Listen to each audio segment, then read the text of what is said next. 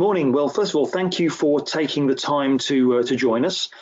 We've a packed hour for you. We've got some great speakers lined up that are going to be taking you through everything you need to know and understand about apprenticeships, hopefully. So a very quick welcome to our speakers this morning. We have Ros Burnley here who's the director of Adrow Ltd. We've got Sallyann Smith, who's the head of business development with Central YMCA. And we have Matt O'Connor, who's the managing director of John O'Connor Grounds Maintenance. Hello. Hi. Right, so fantastic. So thank you, first of all, guys, for joining us. It's appreciated you giving your time to this. Just a little bit of an overview of really about apprenticeships. So officially, apprenticeships have been around since the 1500s, mid-1500s. And it was in the 60s that they estimated around about 35% of male school leavers went on to do an apprenticeship. And sure, some of you may have been aware that we saw quite a decline, particularly through the 90s with apprenticeships, where they weren't quite seen as important because what was happening there, we were seeing the post-16 education appear, and in some ways a lower regard for vocational trades. But the apprenticeship has not changed in its essence over all that time. At the heart of an apprenticeship is the idea of combining working, learning, and earning, and this is what makes them so unique. Hopefully you'll enjoy the webinar that we've got for you and find it useful. Quick couple of pointers, house rules, so to speak. All your mics will be on mute so that you can listen in, but you'll notice there is a little questions box down there. Feel free to drop a question you might have for any of our presenters, and then we will take the questions at the very end of the webinar, and we'll answer as many of those as we possibly can. Also, a link to a recording of this event. We're also hoping to round up the presentations from the presenters, and we'll send those out to you. And I'll compile a summary, if you like, of the Q&A that we do as well. So you've got everything you need from the webinar that you can take away and mull over a little bit more in your own time. So we've got the outline of the webinar is shortly. I'm going to ask our first speaker, Ros, to present her section, and then we'll go on to Sallyann, and then finally finish up with Matt, and then there'll be an opportunity at the end for questions to be answered. So let's get things underway. I'll invite Ros Burnley to offer up our first section of Out with the Old and In with the New.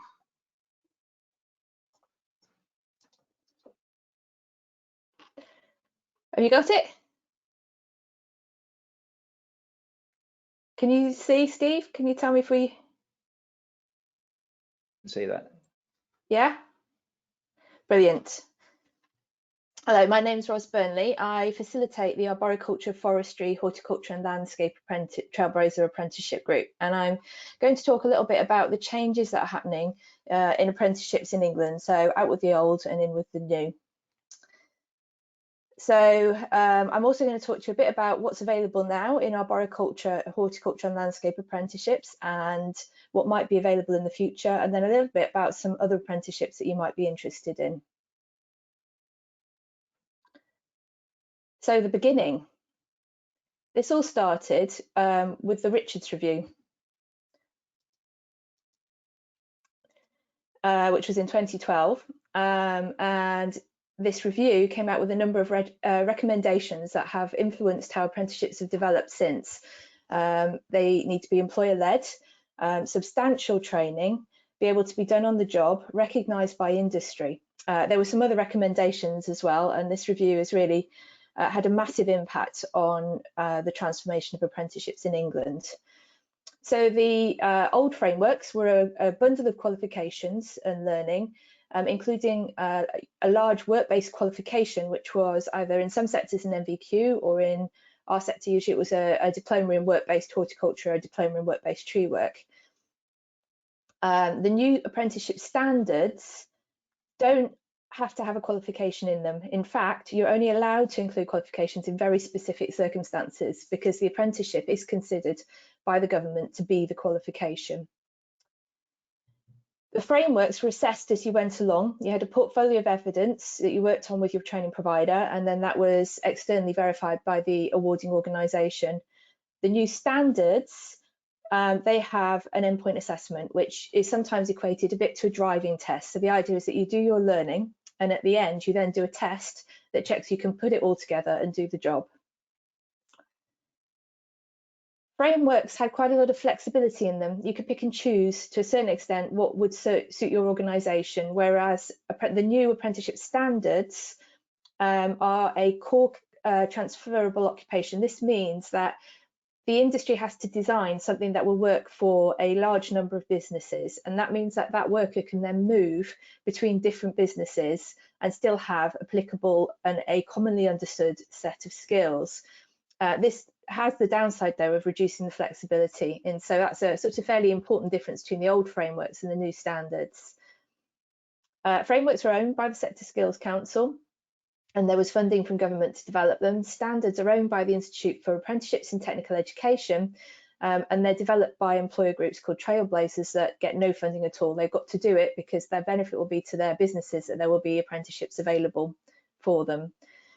The old frameworks, they were mostly at levels 2 and 3. Sometimes they're at level 4, but in our industries it was mostly level 2 and 3, so that GCSE and A-level kind of level in terms of difficulty. Whereas the new ones, you can go all the way up to degree or master's level, although you can still do the more traditional apprenticeships at levels 2 and 3 as well. So groups of employers called Trailblazers get together and they develop this core transferable content. And this picture is from a meeting in May last year of our Trailblazer group.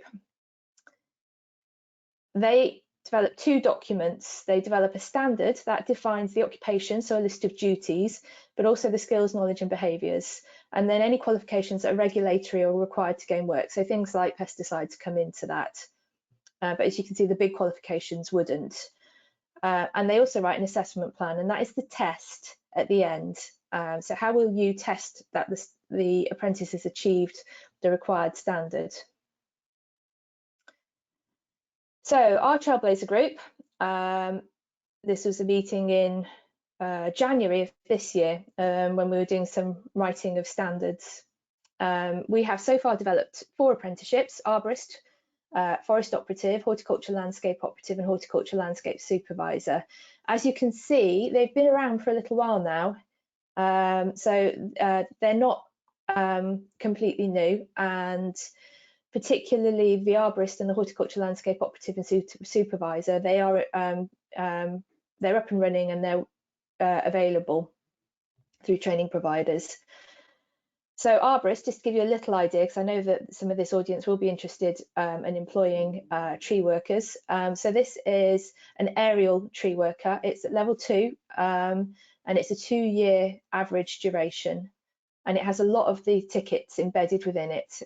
So they will do a really good range of their chainsaw and aerial tickets and a few others as well.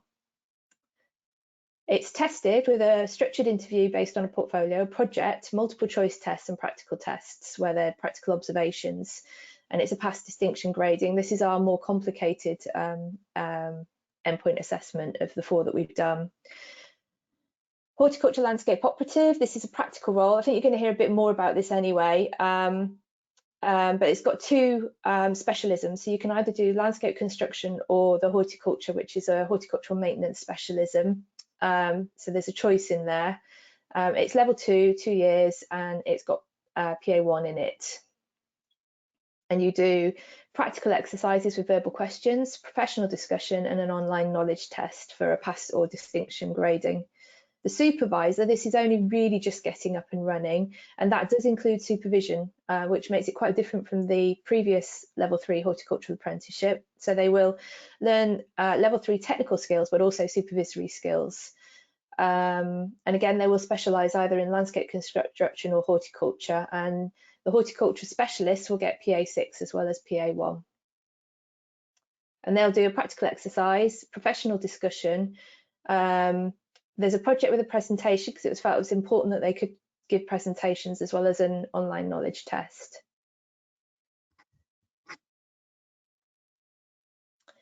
So in development, we have the 4 apprenticeships. These first 3 I'm not going to talk about in much detail, but you can get in touch with me if you're interested in them.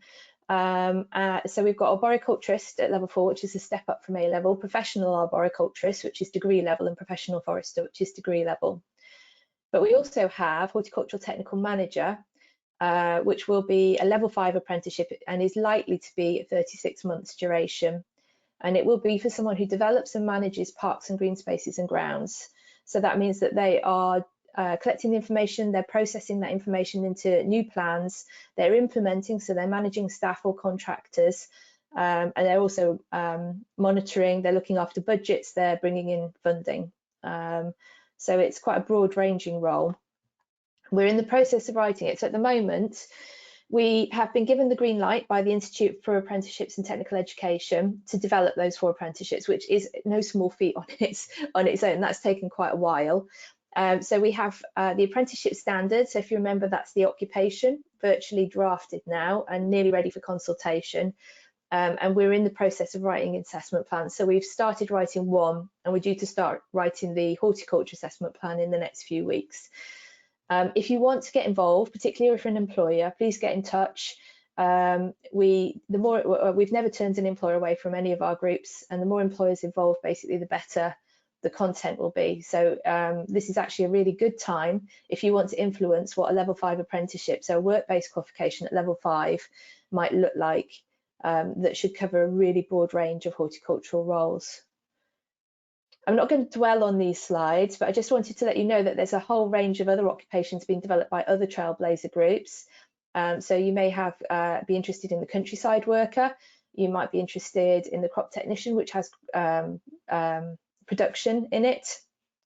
So, and there's also quite a few turf and roles as well that are there. They're available and they're ready to go as we speak. We also have available to us a range of generic apprenticeships. One that particularly our Horticulture quite likes is the team leader supervisor, because they don't have that equivalent of the horticultural technical level 3 supervisory apprenticeship. But those are there and available as well as apprenticeships. Just very quickly, if you want to find information, you can go to the Institute for Apprenticeships website. And if you click on a particular, like the horticulture landscape option, so if you click I'll just use my mouse. If you click here, you will be able to then see further information. So you have the occupation. You can download the full standard here, and also the if you look down in the bottom where my mouse is, you can look at the assessment plan. So that's how it's going to be tested as well. And so if you're interested in any of those roles, I would first look at the standard, look at the occupation and see if it fits what you're looking for. So that's just a very quick overview of out with the old and in with the new, and where we're at in our industries with apprenticeships. If you've got any further questions, please do let us know at the end. Thank you. Brilliant. Thank you very much, Ros. Okay, so that gives us a nice little overview of what it's all about and how those standards work and the new ones that are coming along. We'll now come across to Sally, and so Sally's going to take us through from a training provider's point of view. So we'll just hand over to Sally. Can you see my screen all right? Yes. Cool. Excellent.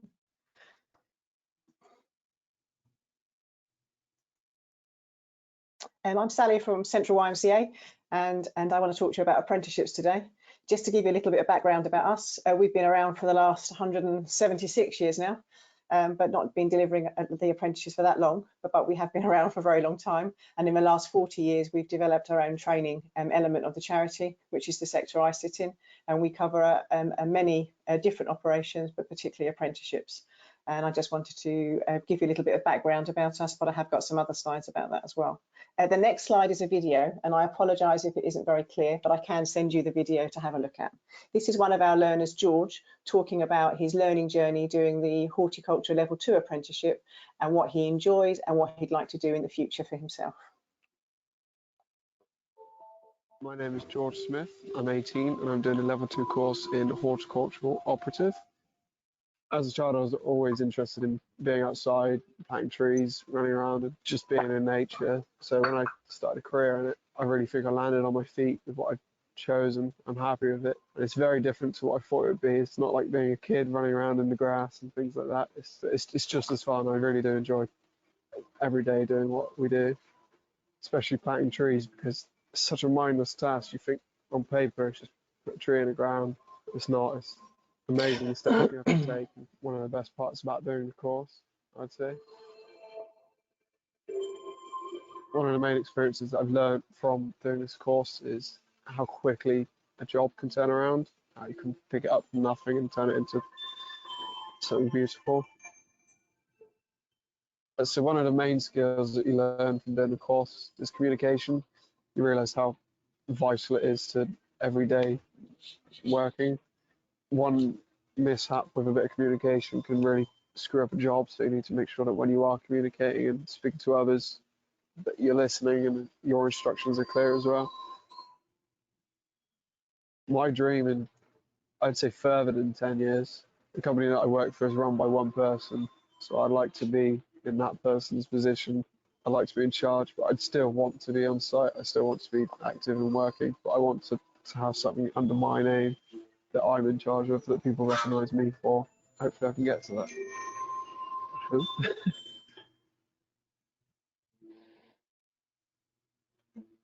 So apprenticeships are a cost-effective way for businesses to develop their existing staff and hire fresh talent, whilst giving someone a life-changing opportunity. The apprenticeship funds can be used to either upskill your current workforce or to take on young people into the business. And we work with many different employers who look at doing both upskilling their current workforce, but they like to bring young people into their business to help them gain the skills and abilities to move forward within the world. And I think that's a really core thing about apprenticeships, as Steve said. You can learn while you earn, and hopefully you don't get into debt while you do it.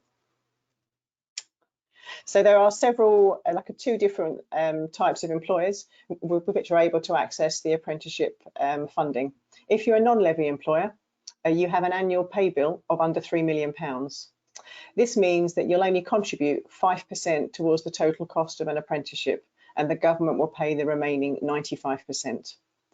And employers with fewer than 50 workers, the government will pay 100% of the apprenticeship training costs for 16 to 18-year-olds. And that's really, really good. If you're a small one-man band and you're looking to take an apprentices on, taking a young person on to nurture and develop them and help them enhance their skills and abilities to move forward in the workplace, the apprenticeship opportunity is a great way of doing it. The government have also extended this offer to smaller employers, like you take on 19 to 24-year-olds who have formerly been in a care or have a local authority education, health and care plan. And that means they'll give you the extra support to support these learners who might have had a challenging past. If you're a levy employer, the salary bill you have is over £3 million. So every month, the government takes 0.5% of your wage bill and you pay it through your PAYE scheme, and it's put into what they call the levy pot. And that fund is used by employers to upskill their workforce or take on new apprentices. There's probably still about 67% of employers that haven't tapped into their levy pot, and it's sitting there, as some of the employers I work with have openly admitted that they found the process a bit of a challenge, and it was easier to use their training budget. So we're here as a training provider to guide employers through how to get the best from your levy and make sure that you maximise your spend to get the best return on it. This is one of our tutors, Andy, working with some young lads who are doing the horticulture apprenticeship. Normally, we would come out to site and work with them on a one-to-one or a cluster basis, but obviously going through these times at the moment, everything we're doing is remote. And although you might think that's a real challenge, we have managed with the art of modern technology and the employers we work with to deliver a very concise and clear programme with the learners and continue their learning journey for their apprenticeships. As you may have been aware, last week the government announced some new incentives with regard to apprenticeships and funding. So I wanted to just go through those with you, just so you were clear on what incentives you could have access to. So first of all, they've offered £2 billion worth of funding to create hundreds and thousands of high quality opportunities. This is called the Kickstart Scheme. It's actually based around 6-month work placements, actually aimed at 16 to 24-year-olds who are claiming universal credit. And as you can see, they're at risk of long-term unemployment. The funding is available for each job, and it will cover 100% of the relevant national minimum wage for 25 hours a week, plus the normal NI contributions. And it means that for a 6-month period from August the 1st until January of next year, excuse me, if you take somebody on that's aged between 16 to 24, they will support the wage bill, like in partnership with yourself, up to 25 hours, which is a really good platform to maybe take somebody on with the thought process to maybe progress them onto an apprenticeship at the end of a 6-month period. So the incentive payments for apprenticeships as of August the 1st, excuse me, like the new apprenticeship bonus for employers taking on a 16 to 24-year-old, and there's an additional £2,000 which will be paid by the government, and it's paid in 2 halves. It'll be paid at a day 90 and at day 365. In addition to the £2,000 which the government will pay the employers directly, like employers of 16 to 24-year-olds, will still get the £1,000 incentive that comes via the training provider. So in essence, you could earn an additional £3,000 while taking on a young person to do an apprenticeship. And also for the first time, they've also offered a £1,500 incentive for anybody over the age of 25 who wants to start an apprenticeship. And all of these monies are not dictated on how you spend them and what you do with them. Some employers use them as incentives for their learners when they actually reach touch points during their learning journey. They pay them a bonus, and some of them put it into helping them buy equipment they might need, or some of them actually use it as part of their salaries as well. But everything is there for you to take advantage of, and there's no cap on how many young people you can take on to actually achieve these benefits. This is one of our young lads working on a landscaping project. He was based in Bristol, and he was working again with Andy on a housing property, developing the landscape for the gardens. So currently we offer many apprenticeship qualifications. As Ros said, there's the Horticulture and Landscape Operative Level 2. We also offer a PA6 in this qualification as well. So not only do you do the horticulture qualification, you also get the Emergency First Aid at Work Level 3 and the PA1 and the PA6. And we also offer a Barley membership as part of our offering, because we're a member of Barley. So any learners that join us to do their horticulture apprenticeship also get to become a Barley member for the duration of their qualification. We deliver sports turf, golf greenkeeping. We work with many big football clubs. Manchester United and Chelsea are 2 examples of 2 of the clubs that we work with. And we have worked with Man U for the last 25 years now, and their head groundsman was an apprentice with us 20 years ago. So you can see how we are sharing and working with partners to make sure that they offer opportunities to young people. We do golf greenkeeping. We also offer customer service, which many of the partners we work with, whether they're in the world of horticulture or many of the other areas we work in, often take on the customer service roles to deal with their customers, people that phone up and make inquiries or take bookings for equipment or turf, etc. These are very good qualifications. And as Ros also mentioned, we've got the team leading and supervision level 3, but we also do operational departmental manager level 5. And all of our delivery models, in a normal environment, we would come out and work on a one-to-one basis or a cluster delivery basis for the number of learners we have on site with the partner we're working with. But again, currently we are offering a remote delivery opportunity, which again is working really, really well. But we can, moving forward, it might be an option to be able to offer a blended approach to do a mixture of face-to-face delivery or the remote delivery as well. So we can have the best of both worlds to make sure we don't impact on the day-to-day operation of the businesses.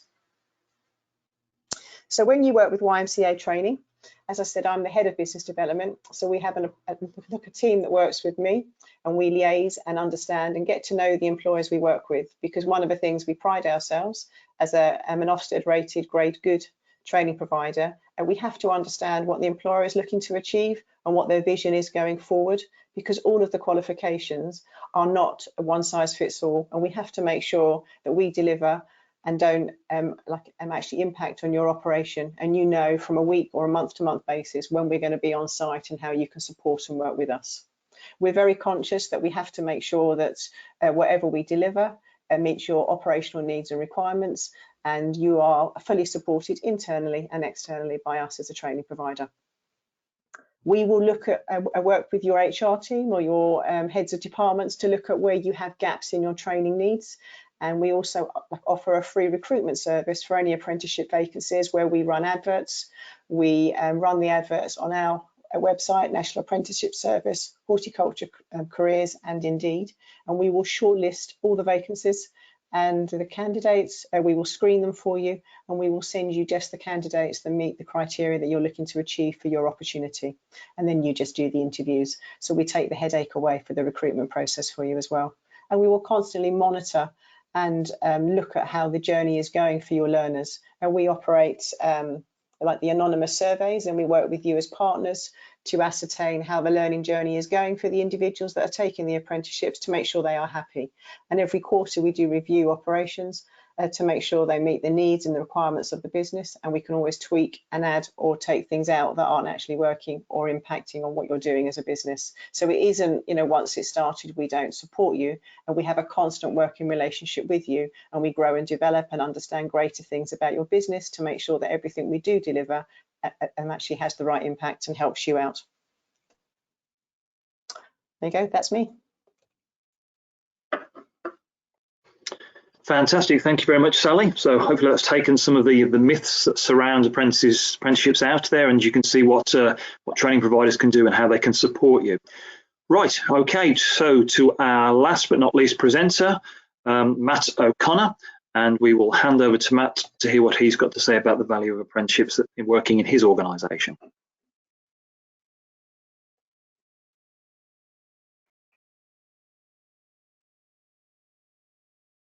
There we go. Can you see my screen? Yep, we can see that. Thank you. Perfect. Okay, good stuff. Well, thanks for that introduction. I'm going to give you a presentation really on our journey through apprenticeships. I'm going to cover why we decided to set the scheme up, and I think some of you will resonate with that. Some of the benefits that we've come across, some top tips which we can share with you. My last slide was really some of the latest government information on flexibilities and grants available, which we probably won't need to do now, so that's good. So a quick introduction to John O'Connor's. We're a family business established 50 years ago by my late father, and we very much see ourselves as a specialist in landscape and grounds maintenance, working up and down the country. We're sort of national provider, but probably still strongest where we was founded in the Herts, Beds and Bucks region. We've got over 500 employees, and we work in both the corporate head office, business park sector, as well as local authorities, housing, education, and quite proud to be doing that. And we are a levy paying employer. So why apprenticeships for us? Well, our journey started quite a long time ago now, and certainly before the levy came into play and any of that. Sort of 2011 is when we started looking at that. We're a growing company back then, identifying, no different to probably lots of you out there, skills gaps, finding it quite difficult to recruit trained and skilled workers. The GoLandscape scheme, the Bali GoLandscape scheme, wasn't in existence there. And we also had always wanted to develop our own talent and our own staff to develop as best that they can to kind of grow our own into those supervisors and managers role, that succession planning. And the apprenticeship program was really, we think it's an ideal way of covering those boxes. We looked at the Royal Parks Apprenticeship Programme. That was one of the first horticultural ones that was really getting to grips with that. We spoke to them. 2011, as I say, we started with 5 level 2 hort apprentices and 1 business administration. We've been really pleased with how it's gone. We now offer the level 2, level 3, so that's level 3 is the equivalent now of the supervisor grade that Ros spoke about, and the level 2. But we've also started to look at other apprenticeships. So we've got a foundation degree, a level 4 in software development, that's working in our office. We've continued with business administration, and we've said in our business that we will consider all vacancies to see if apprenticeships is right for those vacancies. So nothing's really off limits. During the time, we've won several awards for our schemes, which we're quite proud of, both regional and national. And I think since we've started, we've probably had about 74 apprentices come through, and we've partnered with, in the different geographic locations, about 7 different colleges and training providers. So the benefits, which they are very real, and as I say, we've been delighted. It's been a real win-win for the business, for our apprentices, and for our existing employees. For us, having that training program linked to the needs of the business definitely leads to improved productivity and improved motivation. And that improved motivation has also come from our existing workforce that have been working with the apprentices. They've had a real buzz out of sharing their knowledge, mentoring, helping, and seeing people develop. And as we've spoken about, our apprentices are having the chance to earn and learn in a real job, gaining real qualifications. So there's a real benefit to those as well. And this has allowed us to shape our apprentices to fully understand the needs of the business. And it has helped us address those skills gaps that we spoke about. Our apprentices have, they tell us that they've been really pleased with having an employer that's investing in them, and I think that's led to improved loyalty and help, you know, just helping all of that go. The apprenticeship scheme has worked very well. It's fitted into the business. There is an absolute requirement that 20% is off the job, and how you deliver that, that there is a whole host of ways of looking at that. So that might be working on non-work related items. It might be going to the learning provider for 1 day a week, or it might be block release, or there's I guess a whole host. Perhaps one of the hidden benefits that we weren't necessarily aware of is our customers have been really keen to learn about our apprenticeship scheme. It's been quite a talking point. It comes up in tenders from time and time again, and they've been keen to talk to us about if they're buying from us, how that might help an apprentice, or it might help the apprenticeship program, and having it, they see that as being part of the investment in someone's future and training. So again, there's lots to this.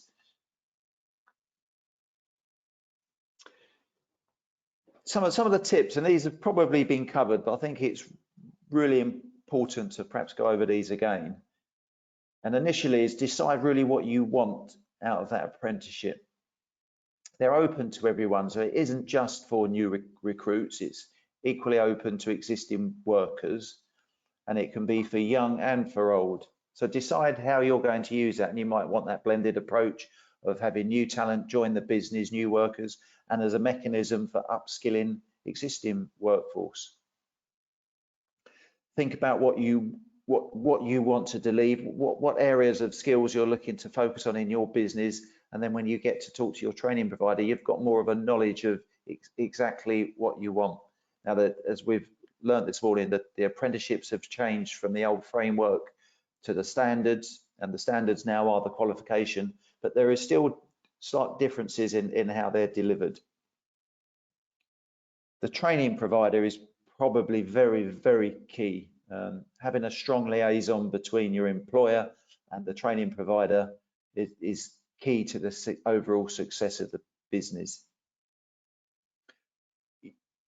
When you've decided what you want, you need to talk to maybe a range of training providers and decide exactly if that works for you. Don't necessarily just go with the first one. If you want to focus on a particular skill or focus on how your training is delivered, then you need to talk to the training providers to see how that's going to work. As I said, there's 20% off the job training. Now that might work for 1 day a week in a college environment, but that might not be right for you. It might be block release. One of the new flexibilities that the government are focusing on and promoting at the moment is perhaps a new way of learning will be to have a block release of training, say 12 weeks, right at the beginning of the apprenticeship, and that will form part of the 20% off the job. So there's lots lots there that we can do.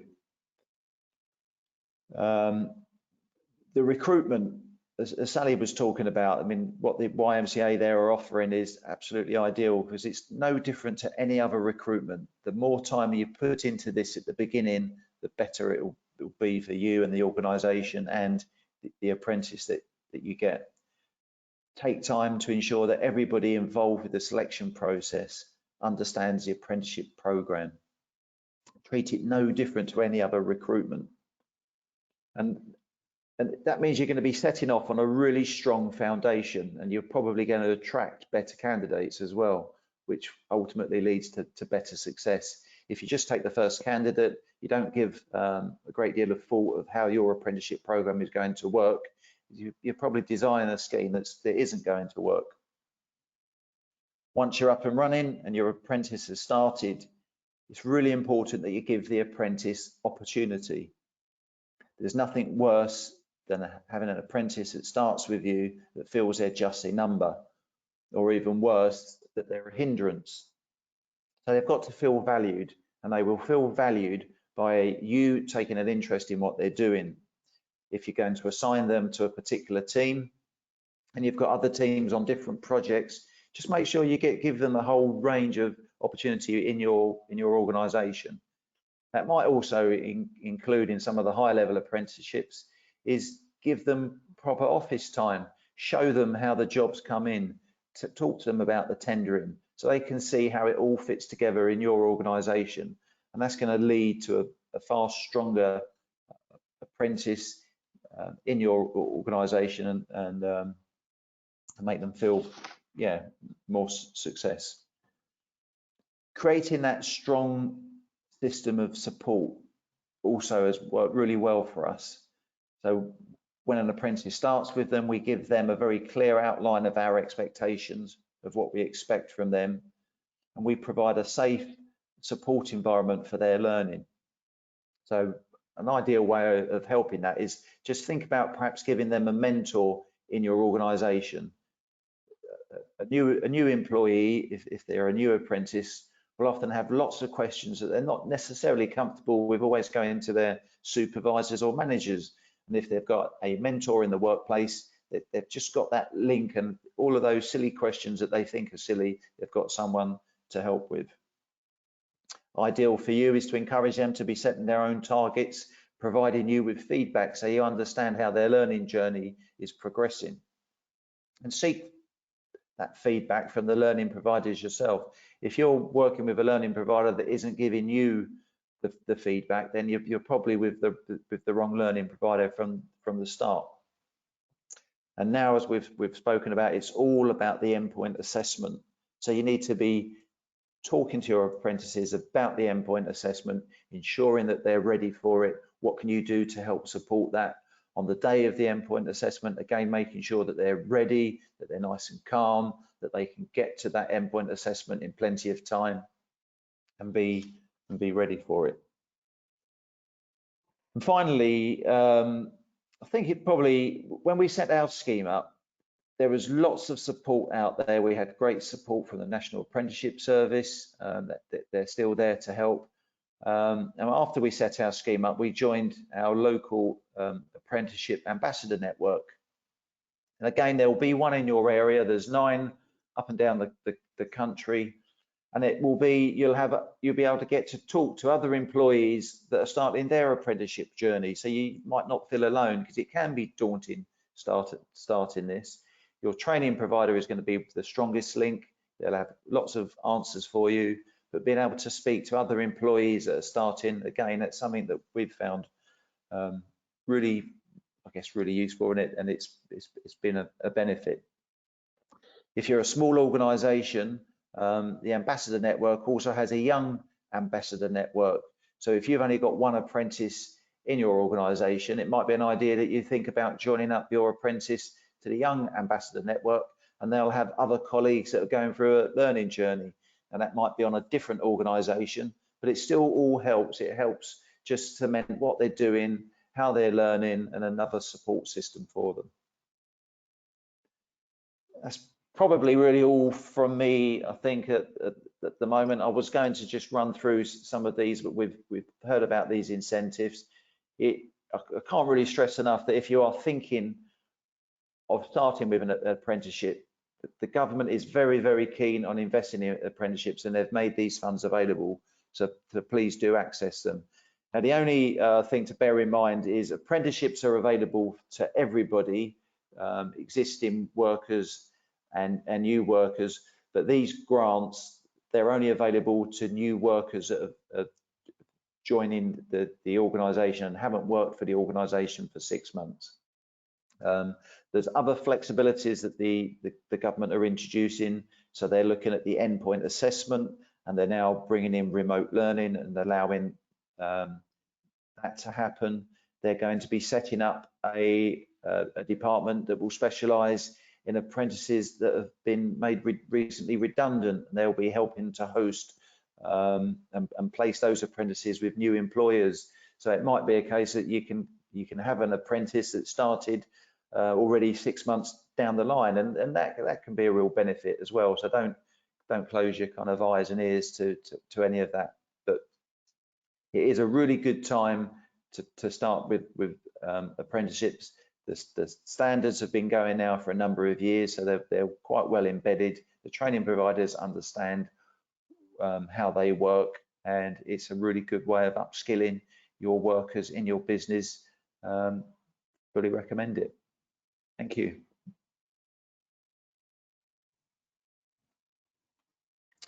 Just finally, part of our Hertfordshire network,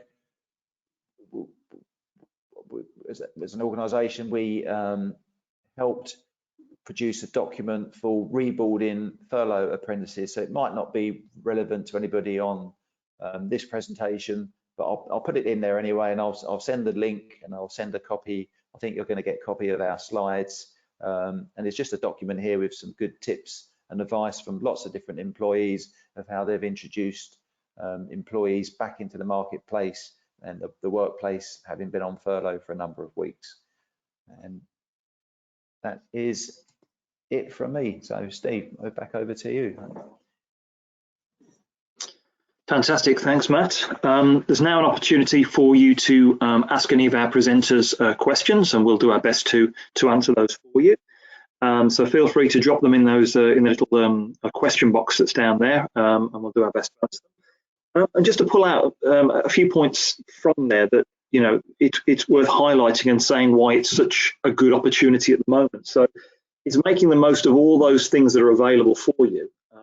You know, particularly at the moment, it's a horrible thing to be thinking about, but there are a lot of industries out there that are going to struggle to bounce back from this, and redundancies are going to be made, unfortunately. Already I've received a number of CVs from various people that are looking to kind of join the landscape industry. So it's an opportunity. It's another way of looking at potentially taking on an employee, because like it's been highlighted, there's no age limit to it. You can apply this to anybody.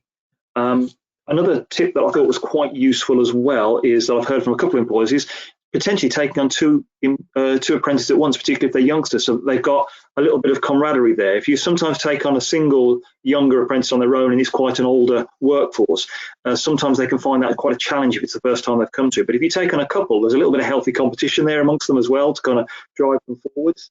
And just I'd reiterate as well, you can apply apprenticeships to any area of the business that you need. So it's not, like Matt said, new people coming in. And you've seen some of the apprenticeships that are on offer there that are available to your workforce that you've got that can exist. It's a reasonable way of paying for that extra education for people that are in the workforce that you feel would benefit. So, you know, please, you know, make the most of those sorts of things. Right, let's have a look. We've got the first kind of questions starting to kind of come in now. So we've got one question here. We are newly taking on an apprentice, not part of our culture. How do you start? Sorry, I'm just struggling to scroll down this.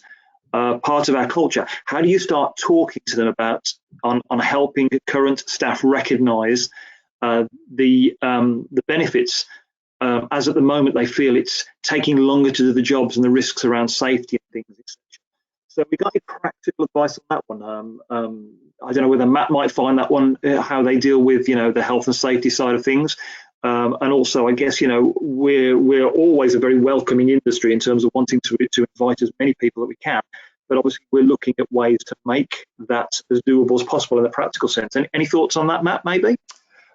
Yeah, it's getting the information out to everybody is really important. To start with, we had some resistance from existing workers. They do feel, oh, I'm gonna be burdened with this person that's got no skills, got no training, and my job is going to slow up.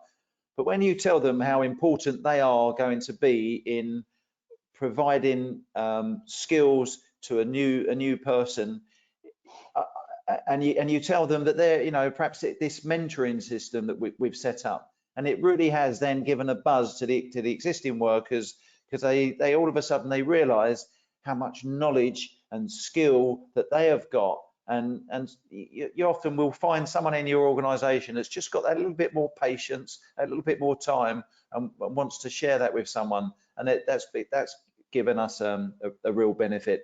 And in terms of the safety, it's no bad thing to remind everybody about safety all the time, and it's just, it's got to happen, but it is culturally different. You need to talk to the apprentice that if they're feeling uncomfortable about anyone, they have got that safe environment that they can speak to someone. Now, if you haven't got the ability to have a mentor, then it needs to come through the supervisor, manager, team leader, but it needs to be there.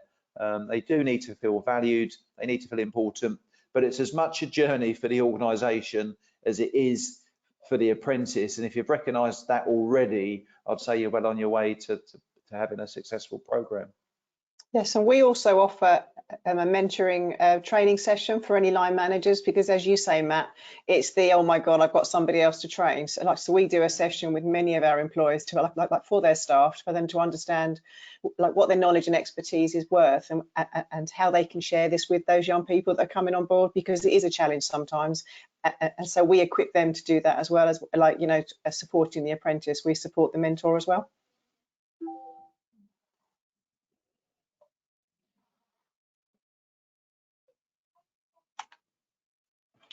That's great. Have we got anything else that anybody wants to ask? It's now a great opportunity. If there's anything you want to ask, or if you feel you want to get in touch with any of of our presenters, or you want to ask them something directly, I'm sure we can share their email address at the end when I send out the presentations, and you're very welcome to get in touch with them if you'd rather not do it here. I'll ask a question that often comes up, and I think Sally might be the best person to answer this, is if you've got a new employer that's today thinking, yes, I'd like to start an apprenticeship, or I think we've got room for an apprentice in our organisation, how long do you think that journey will take from them making that decision, contacting you, to actually having an apprentice in the workplace? Well, if they want to use it to upskill their workforce, it's quite an easy transition. It usually takes us about a month, because we do the initial assessments, we talk about the roles and the opportunities, we match their job description to the standard to make sure we're not setting anybody up to fail. So we do all the pre-screening, and then we work with them to move forward. But if it's actually recruiting an apprentice, we work with the employer to create the right advertisement, and we run the adverts for them. And sometimes you can be really lucky and you can find the right candidate within a couple of weeks, but sometimes it can be a bit more drawn out. And so probably like within a 2-month window, I would say, if you're going to take somebody on, by the time we've screened, we've looked at opportunities, interviews have been carried out, and all those sorts of things. And then once they're on board, it's just that learning journey with them as well. But it literally is, we support the employer and the apprentice throughout their learning journey. And as you say, Matt, and there's no silly question, it's really good to ask as many questions as you can to get that and the advice and the guidance, because it can be quite a challenge sometimes to understand what you need to do, but we're always here to help and support. I'm hearing that there's been an uptick in applications, so with the renewed interest in the out of doors, and also quite a lot of people out of work, some of the providers I've been talking to have been saying that they've been getting more applications, and they've got a lot more apprentices potentially than they have employers to place them with. So if recruitment's been a problem in the past, actually now can be quite a good time to look at an apprenticeship, because there's more people about. And on the issue of the transition, I evaluated a project that looked at quite a few gardens that had taken on apprentices, and you can see the transition that once it's bedded in, actually the staff are very much behind it, but you quite often get anxiety at the start because people are worried it might threaten their role, it might, but actually it can embed learning into the entire workforce, because you've got this person, and if you can get the mentoring right, it gets everybody thinking about what they're doing because they're asking questions, and it makes everybody raise their game. And you can see that actually it can, once you've got through the transition, it becomes quite beneficial, and actually people would continue doing it. They quite like it if they're given, as long as it's supported by the management. I think that's really important. And some of the stuff that Matt's been talking about, it has to be something that's supported from the top. But if that's the case, it can become a really important part of the business.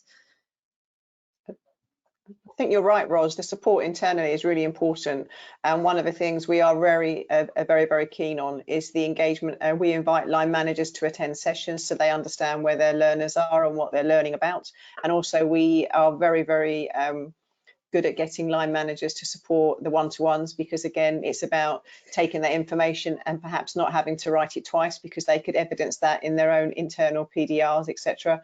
So it is very much, we work very closely with everybody to make sure the buy-in's there from top down to bottom. Yeah, I'd support both of the comment that Matt made as well about choice of training provider and making sure that they're a good fit for you. Because I think there's a lot of variation in how people are offering. So whether it's online, whether it's block release, whether it's on your site, your apprentice goes into a site, there's a lot of choice out there at the moment. So talk to a few training providers and just see which is the best fit for your business, because different businesses have different needs and different models work for them. Couple more questions. So one I can probably very quickly answer. So someone's asked here, is there an age limit for a 53-year-old? Well, we know that's not the case. Anybody can do an apprenticeship, so that's good news. And any thoughts on trial periods for having an apprentice? So would you trial them for a couple of weeks to make sure they're a good fit, or any experience on maybe the best way of going about that? Well, what you could do now is take advantage of the Kickstart scheme, because that money is there. They're offering to pay up to 25 hours for a 6-month placement. So you could trial somebody and actually have them in your business. You might be able to speak to a local training provider that does traineeships, for example, because they also do a work placement. So, there's lots of options. Talk to your training provider about the options they have available, because, there are so many schemes now where young people can come into your business and you can have them on board, and they will, and you can see whether they're a good fit for you, but equally as such, they can see whether you're a good fit for them, because it's all about working together and seeing how you can make the positive effect of the apprenticeship journey. I know quite a few businesses are trialling because the new apprenticeships, so the landscape operative and the arborist, they're more difficult than they were, and actually it can be quite important just to get them in on a normal, on a short-term basis, and just make sure they're a good fit for the company and they like the role before getting them in sort of properly set up as an apprenticeship. So I know that is happening out there. I don't have personal experience, but I've talked to businesses that are doing that and they find it quite valuable. It's also a scheme from DWP. It's called volunteering. And if somebody is unemployed but thinking of changing a career and coming into horticulture, they can still claim their benefit, and they can do anything up to 25 hours a week. But if it only works that they can do 15 hours a week, DWP are a bit more flexible these days, and they will work with them to support that process, and they will pay their travel for them as well. And I think they get lunch money too. So it's probably, if you're taking someone who's unemployed, to investigate the volunteering option, because there is funding there for those individuals, because it's all well and good someone saying, yeah, I'm going to volunteer, but if they can't afford to get there, or they can't cover their lunches, etc., then it's not so good. But there is funding available to do that. Yeah, I'd echo all of that. I'd see that the traineeship schemes is probably employees that maybe are not just quite ready for the apprenticeship at the moment, or you want to give them maybe up to like a 6-week trial. That could be ideal. The Kickstart program is perhaps where employees are just a little bit further distant from the workplace at the moment, but again, some really good ways of getting that right fit for the organisation. And one last very quick question, which I think is my mistake, I missed it from earlier on. So Sally, when you were referring to the mentor training, is that a one-off training thing that you do at the beginning of the apprenticeship? Is that correct? Yep, we work with the employers because we have done an awful lot of work with big partners, the NHS being one of them, and we discovered that prior to having the NHS to create mentors, the sustainability of learners on programme, as Matt pointed out, it's not so easy to talk to your line manager if you've got a question that you think stupid. It's much easier to go to somebody that isn't your line manager to have that guidance and support from somebody who's completely removed, like perhaps from your day-to-day operation. And so we do initial mentoring sessions with employers. They tell us what staff they want to like to attend the sessions, and then we deliver the programme. But it is really, really well received because, you can ask someone to be a mentor and they're like, oh God, that's something else I've got to do. What do you expect me to do? So you can just break it down into, this is what you can do, this is how you can do it, this is why it's really important. And you can break it down for them to see what the benefits are of being a mentor. And it has been very, very successful.